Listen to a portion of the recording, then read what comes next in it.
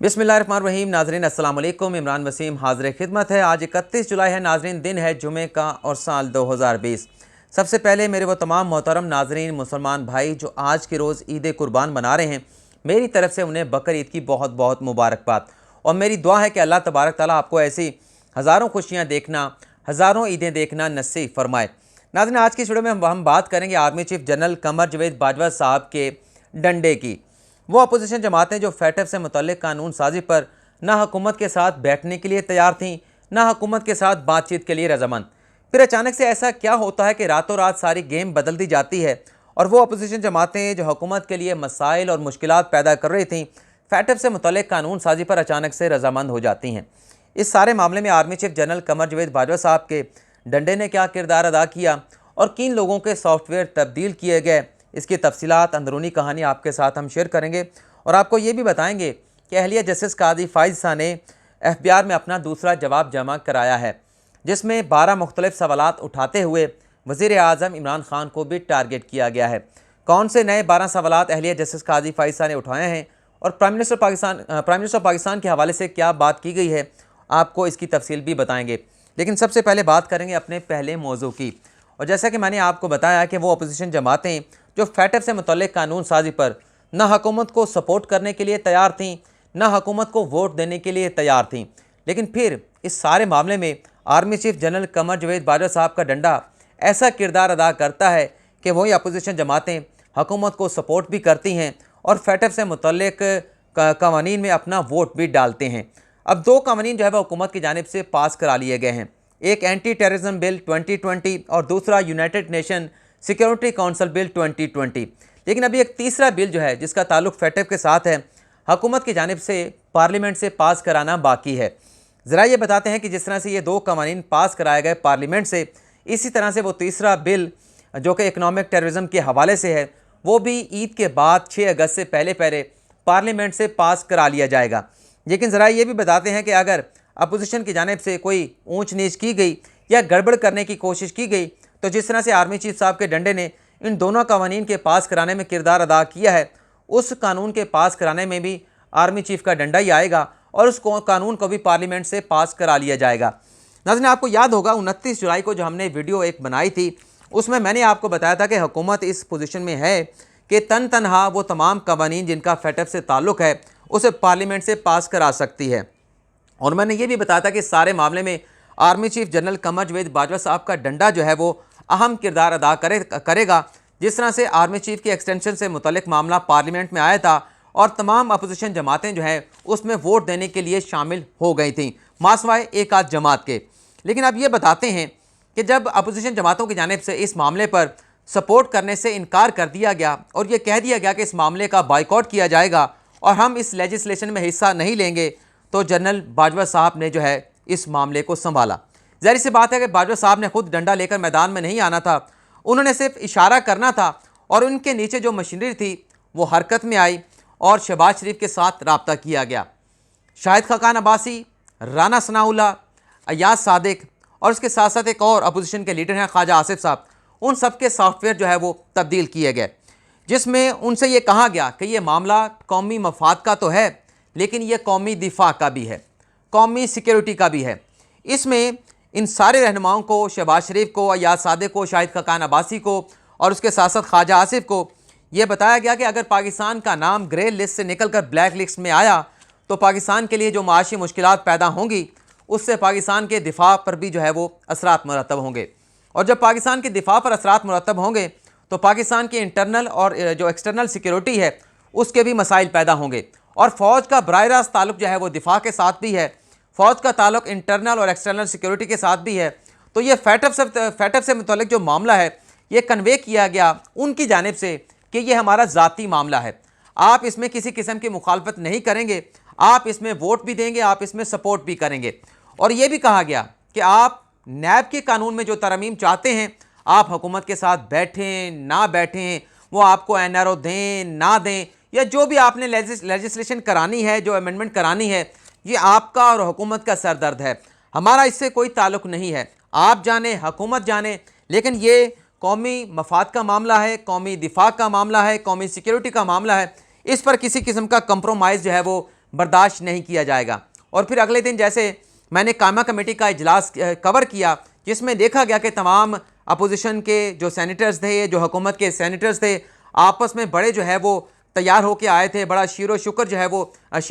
है वो बैठे थे और बड़े ज़बरदस्त माहौल में बातें हो रही थी, जैसे इनमें कभी कोई मुखालफत थी ही नहीं, एक दूसरे के खिलाफ कभी सख्त अल्फाज इस्तेमाल ही नहीं किए। तो बड़े ज़बरदस्त अंदाज में जो इजलास चल रहा था, उससे ये अयां थी कि रातों रात जो है कोई बड़ी गेम डाल दी गई है, जिसकी वजह से ये तमाम लोग जो है वो रजामंद हैं। और फौरी तौर पर जो चेयरमैन थे कायमा कमेटी के सेनेट बराए कानून इंसाफ के जावेद अब्बासी साहब, ये कह रहे थे कि आज बड़ी जल्दी के साथ हमने ये कानून जो है वो ज़ेर गौर लाने के बाद पास करने हैं, ताकि सेनेट के इजलास से भी पास हो जाएं और कौमी असम्बली से भी इन बिलों की जो है मंजूरी हासिल कर ली जाए। और जब हमने उनका सॉर्ट किया था, जुल्करनैन इकबाल मेरे साथ थे, समा के वो रिपोर्टर हैं, उनसे पूछा गया भी रातों रात ये तब्दीली क्यों देखने में आई है, तो वो कहते जी हम तो कौमी मफाद में जो है वो हुकूमत के साथ हैं, हमारा सिर्फ तरीक़ाकार पर जो है वो इख्तलाफ था, इन कवानीन के ऊपर हमारा कोई इख्तलाफ नहीं था। हम ये चाहते हैं कि बिल जो है वो फौरी तौर पर कौमी असम्बली के साथ साथ जो है सेनेट से भी पास होने चाहिए। और उसके बाद नाज़रीन हम बात करते हैं, मतलब आप खुद अंदाज़ा लगा सकते हैं कि army chief general Qamar Javed Bajwa साहब का डंडा किस तरह से जो है वो अनदेखा इस सारे मामले में उसने किरदार अदा किया। अब हम बात कर लेते हैं जो अहलिया जस्टिस काजी फायज़ ने अपना जवाब FBR के ऑफिस में जमा कराया है। इस जवाब के साथ एक लेटर भी जमा कराया गया है जो कल मीडिया को जारी किया गया था अहलिया जस्टिस काजी फायज़ की जानिब से। वो अपने जवाब में ये कहती हैं कि मैंने जो 9 जुलाई को अपना जवाब FBR के ऑफिस में जमा कराया था, उसमें कोई मुख्तलिफ मैंने 12 सवालात FBR से पूछे थे, मुझे एक सवाल का जवाब भी है जो FBR की जानिब से नहीं दिया गया। यानी सवालात पूछ रही हैं अहलिया जस्टिस काजी फायज़ साहब और जवाब देने हैं FBR ने अहलिया जस्टिस काजी फायज़ को, और वो कहती हैं कि मुझे मेरे सवालों के जवाब नहीं दिए गए। आगे चल के वो ये भी कहती हैं अपने लेटर में कि मैंने अपने टैक्स डिक्लेरेशन का रिकॉर्ड जो है वो FBR से हासिल करने की कोशिश की, लेकिन मुझे वो रिकॉर्ड जो है वो इनकी जानिब से फ़राहम नहीं किया जा रहा। आगे चल के वो ये कहती हैं अपने लेटर में कि हमने जो सुप्रीम कोर्ट का फैसला था उसके खिलाफ नज़रसानी की दरख्वास्त दायर कर रखी है, लेकिन जब ये बात FBR के ऑफिस में लाई गई, FBR के हुकाम के इल्म में लाई गई, तो उन्होंने इस सारे मामले को नज़रअंदाज किया और हमारी बात सुनने के लिए तैयार नहीं हुए। अहलिया जस्टिस काजी फायज़ ने यह बताया कि हमने अपनी नज़रसानी की 18 पैराग्राफ में वज़ीर कानून फ़रोग नसीम, शहजाद अकबर, कमिश्नर FBR जुल्फ़कार अहमद और इसके साथ मेंबर हैं मेरे ख्याल से इशफाक अहमद और जुल्फ़कार अहमद, उनके ज़ात के हवाले से, उनकी क्रेडिबिलिटी के हवाले से संगीन इल्ज़ामात जो है वो हमने लगाए हैं। आगे चल के वो अपने लेटर में ये भी कहती हैं कि जो नोटिस मुझे FBR की जानिब से जारी किए गए थे, उन दोनों नोटिस की लैंग्वेज में तज़ाद है, और इस तज़ाद के हवाले से भी जब FBR के कमिश्नर से पूछा गया जुल्फ़कार अहमद से, उन्होंने मुझे कोई जवाब नहीं दिया। अब उनके 12 सवालात कौन से हैं जो अहलिया जस्टिस काजी फायज़ ने उठाए हैं, बल्कि अहलिया जस्टिस काजी फायज़ ये भी कहती हैं कि जो 12 सवाल मैंने पूछे हैं, चूँकि वो 21 जुलाई को मैंने जवाब जमा कराया था FBR के ऑफिस में अपना दूसरा जवाब, तो उन 12 सवालों के जवाब नहीं आए, तो लिहाजा मैं अपना 21 जुलाई का लेटर जो मैं FBR में जमा करा के आई हूँ, इसे मैं पब्लिक कर रही हूँ और उम्मीद करती हूँ कि इसे वज़ीर आज़म इमरान खान जो है वो पहले की तरह सेंसर नहीं करेंगे, और अगर सेंसर ना हुआ तो फिर लोग अपनी ओपिनियन बनाने में आज़ाद हैं इस सारे मामले पर। अब जो 12 सवालात हैं वो हम आपके साथ शेयर कर लेते हैं। पहला सवाल जस्टिस काजी फायज़ की अहलिया का ये था कि मैंने एक जगह पर टेलीविज़न प्रोग्राम में ये सुना था कि जो FBR है, अगर 5 साल किसी मामले पर माली ट्रांजैक्शन पर गुजर जाते हैं तो उस पर सवाल जो है वो नहीं पूछा जा सकता, ये कानून की मंशा है। मुझे इस पर FBR ये बताए कि क्या मैंने टीवी पर जो सुना था वो बिल्कुल दुरुस्त था। आगे चल के दूसरा सवाल ये उठाती हैं कि मेरे वकील रेहान नकवी साहब ने मुझे ये बताया था कि अगर आप फ़ॉरेन करेंसी अकाउंट खुलवाएंगे, उसके ज़रिए पैसा बाहर भेजा जाएगा, तो आप पर किसी किस्म की उंगली या सवाल नहीं उठाया जाएगा। मुझे FBR ये बताए कि क्या ये बात दुरुस्त है कि अगर फ़ॉरेन करेंसी अकाउंट के ज़रिए पैसा बाहर भेजा जाए तो इसमें कोई किसी किस्म की गैर कानूनी बात नहीं है। आगे चल के वो ये कहती हैं तीसरे सवाल में कि मुझे 2018 के टैक्स रिटर्न्स के मामले पर टैक्स साल पर जो है वो नोटिस भेजा गया, मुझे ये बताया जाए कि ये प्रॉपर्टी से 2004-2013 में ख़रीदी गई थी। मुझे ये समझाने में मदद करें कि फिर 2018 के टैक्स मैटर पर मुझे FBR की जानिब से नोटिस क्यों जारी किया गया है। चौथे सवाल में ये कहती हैं कि जब मुझे नोटिस FBR की जानिब से भिजवाया गया था, उसमें लिखा गया था, उस नोटिस का आगाज़ किया गया था एक लफ्ज़ वेल अवेयर के साथ। वो ये कहती हैं कि वेल अवेयर का क्या मतलब है जो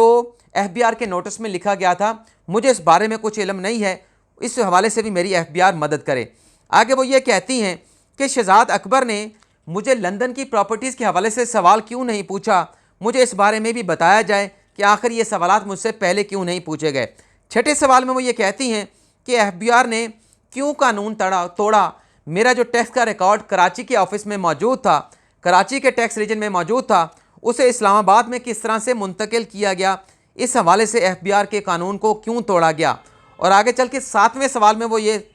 सातवें सवाल में ये बात उठाती हैं कि क्या FBI को इस तरीके से चलाया जाता है कि मेरा टैक्स का रिकॉर्ड आपने कराची से इस्लामाबाद में मुंतकिल कर लिया। आठवें सवाल में वो ये कहती हैं कि अगर मेरा जो टैक्स रिकॉर्ड था वो इस्लामाबाद में आया था तो सुप्रीम कोर्ट के जजेस की मुदाखलत पर वो दोबारा से कराची मुंतकिल कर दिया गया था, दोबारा कराची भिजवा दिया गया था, लेकिन अब मुझे लंदन प्रॉपर्टीज़ की ख़रीदारी के मामले पर इस्लामाबाद के ऑफिस से नोटिस जारी किए जा रहे हैं। और अगर इस्लामाबाद के ऑफिस से मुझे नोटिस जारी किए जा रहे हैं तो मुझे ये बताया जाए कि कराची से क्या दोबारा से मेरा जो टैक्स रिकॉर्ड है वो इस्लामाबाद मुंतकिल कर दिया गया है, और अगर कराची से मेरा टैक्स रिकॉर्ड इस्लामाबाद मुंतकिल नहीं हुआ तो फिर मुझे इस्लामाबाद ऑफिस से नोटिस कैसे जारी किया जा रहा है। नौवें सवाल में ये कहती हैं कि मुझे FBI ये बताए कि मुल्क में कितनी ऐसी जो है वो तनख्वाह के बगैर वाली ख़वातीन हैं जो अपने टैक्स गोशवारे जो है वो फ़ाइल करती हैं, अपने इनकम टैक्स रिटर्न जो है वो FBI में फ़ाइल करती हैं। 10वां सवाल उनका ये है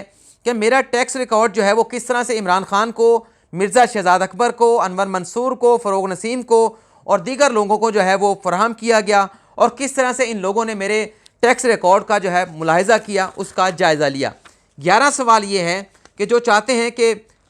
FBI मुझसे चाहता है कि ये मालूमात मैं उसको फराहम करूँ, मुझे FBI ये बताए कि लंदन प्रॉपर्टीज़ के हवाले से जो FBI को मालूमात दरकार हैं, मुझसे जो पूछा जा रहा है, ये मालूमात FBI को आखिर चाहिए क्यों हैं, क्यों मुझसे ये मालूमात मांगी जा रही हैं। और 12वें सवाल में ये कहती हैं कि मुझे जो नोटिस FBI की जानिब से भिजवाया गया था उसमें यह कहा गया था कि इन सवालों के जवाबात के साथ आप अपने दिफा में कोई दस्तावेज़ात पेश करना चाहती हैं तो वो भी पेश करें। तो अहलिया जस्टिस काजी फ़ैसल ये बताती हैं कि मुझे FBI ये बताए कि मैं किस चीज़ का दिफा कर रही हूँ, व्हाट आई एम डिफेंडिंग, मतलब किस चीज़ के दिफा का मुझे कहा जा रहा है। तो ये 12 मुख्तलिफ सवालात हैं। तो अहलिया जस्टिस काजी फ़ैसल FBI से सवालात पूछ रही हैं कि मेरे इन सवालों के जवाब दिए जाएँ। और उन्होंने कहा कि क्योंकि ये इन सवालों के जवाब नहीं आए, 21 जुलाई को मैं अपना जवाब दाखिल करा के आई थी जिसमें ये 12 सवालात थे, लिहाजा अब मैं अपना ये लेटर पब्लिक कर रही हूँ जो कल के रोज़ उनकी जानिब से पब्लिक किया गया था। और प्राइम मिनिस्टर पाकिस्तान के हवाले से सवाल ये उठाया गया था कि इस लेटर को जब पब्लिक में जाएगा, मीडिया पर आएगा, तो लोग अपनी ओपिनियन जो है वो खुद बनाएंगे अगर प्राइम मिनिस्टर पाकिस्तान की हुकूमत की जानिब से इस लेटर को जो है वो सेंसर नहीं किया जाएगा। माजी की तरह, मतलब माजी का इशारा भी